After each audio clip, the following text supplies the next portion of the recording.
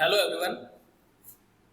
आज हम dot net framework के main component common language run time के जो सेकंड फीचर है सिंप्लीफाइड डेवलपमेंट उसको डिस्कस करेंगे कि सिंप्लीफाइड डेवलपमेंट क्या है।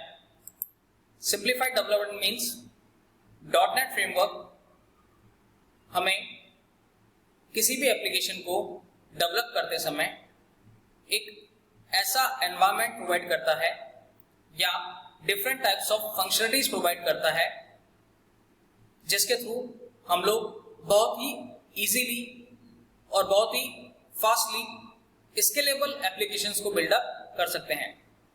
यानी कि डॉटनेट फ्रेमवर्क हमें different types of tools provide करता है जिनको यूज में लेके हम लोग बहुत ही इजीली स्केलेबल और बहुत ही रिच एप्लीकेशंस को या different types of distributed applications को बिल्डअप कर सकते हैं या डेवलप कर सकते हैं।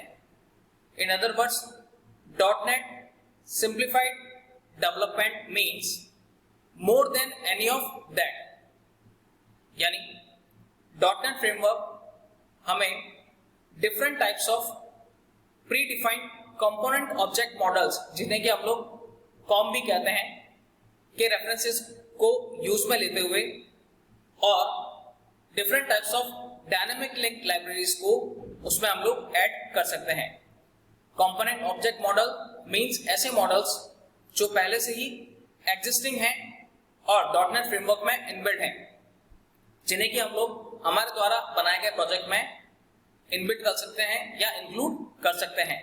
साथ ही साथ ऐसी pre defined dynamic link libraries जो पहले से बनी हुई है और जिनको यूज में लेते हुए हम लोग हमारे प्रोजेक्ट को इजीली बिल्डअप कर सकते हैं। डॉटनेट फ्रेमवर्क हमें एक ऐसा फ्लेक्सिबल एनवायरनमेंट प्रोवाइड करता है जिसके द्वारा हम लोग एग्जिस्टिंग कोड, ऐसे कोड जो पहले से बने हुए हैं या ऐसी एप्लीकेशंस जो पहले से बनी हुई हैं, उन्हें हमारे द्वारा बनाए गए एग्जिस्टिंग प्रोजेक्ट में हम लोग इजीली उन्हें इंटीग्रेट कर सकते हैं या इनबिल्ट कर सकते हैं, या ऐसी असेंबलीज जो पहले से बनी हुई हैं और उन्हें हम लोग VB.NET में तो यूज ले ही सकते हैं, एज वेल एज उन सभी असेंबलीज को विजुअल बेसिक 6.0 में भी हम लोग यूज में लेके अपने प्रोजेक्ट को बिल्डअप कर सकते हैं। साथ ही साथ सिंप्लीफाइड डेवलपमेंट का एक मेजर फीचर है object oriented.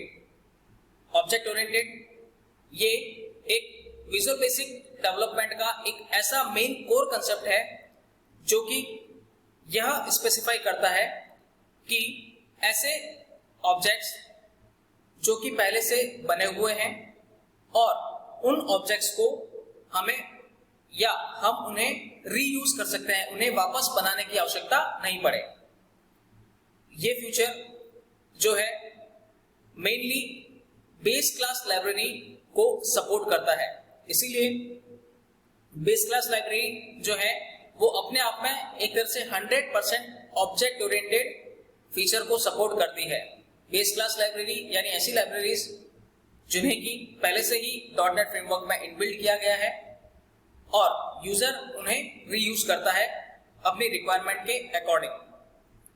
Object oriented programming या ऑब्जेक्ट ओरिएंटेड फीचर्स जो है वो कई तरह की फंक्शनलिटी हमारे को प्रोवाइड करता है, जिसे कि हम लोग हमारे द्वारा बनाए गए एप्लीकेशंस में इजीली इंप्लीमेंट कर सकते हैं, जैसे inheritance, encapsulation, polymorphism, data hiding, data binding.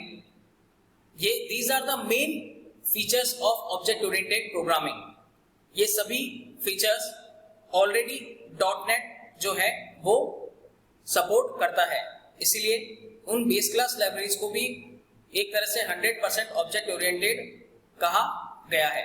यानी कि डॉटनेट फ्रेमवर्क में simplified development common language run time का एक ऐसा फीचर है जो कि एग्जिस्टिंग कंपोनेंट ऑब्जेक्ट मॉडल्स या एग्जिस्टिंग बेस क्लास लाइब्रेरीज या एग्जिस्टिंग डायनामिक लिंक लाइब्रेरीज, जो ऐसी लाइब्रेरीज हैं या ऐसे मॉडल्स हैं जो पहले से ही डॉटनेट फ्रेमवर्क में इनबिल्ट हैं, उसमें बने हुए हैं, उन एग्जिस्टिंग प्रोजेक्ट्स को हमारे द्वारा बनाए गए प्रोजेक्ट्स में हम लोग रीयूज कर सकते हैं।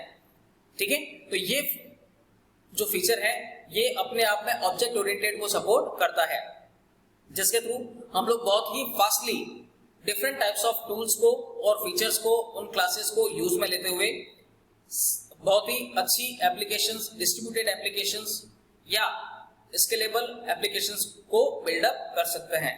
So it's all about the simplified development. Thank you. Next session में हम कॉमन लैंग्वेज रन टाइम के थर्ड फीचर को डिस्कस करेंगे।